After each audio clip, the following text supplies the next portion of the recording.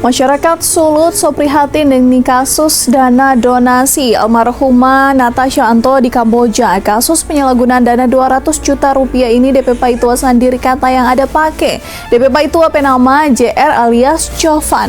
Natasha Anto, cewek umur 26 tahun asal Manado Sulut ini meninggal dunia di Kamboja. DP keluarga kasih yang ada galang dana formose pulang DP jenazah supaya boleh mau kubur bagus-bagus di sini.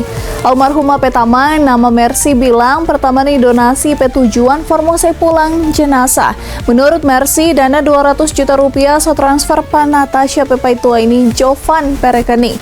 Dorang harap dia boleh mau urus semua tuh proses administrasi di sana. Mar sampai dunia sekarang tuh Natasha pe jenazah ndak tata berangkat ke Manado. Akhirnya dorang so mulai curiga Pak Jovan kalau dia so pakai akang tudoi. Natasha pe papa Le Nelson Anto ada bilang dorang keluarga so ndak dapat kabar dari tanggal 11 April 2025 dari Jovan. Kalau tudoi dorang so transfer pa dia.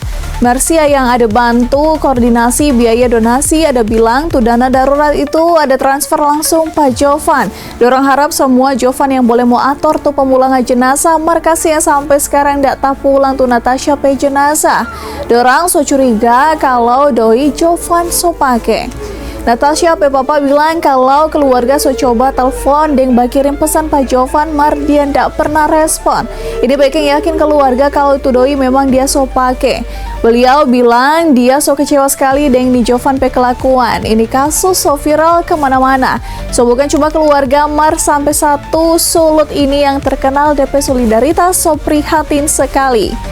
Orang-orang banyak so tersinggung gara-gara deng dugaan Jovan ada pakai tu doi. Dorang bilang Jovan so bermain akang deng pandang enteng tu publik.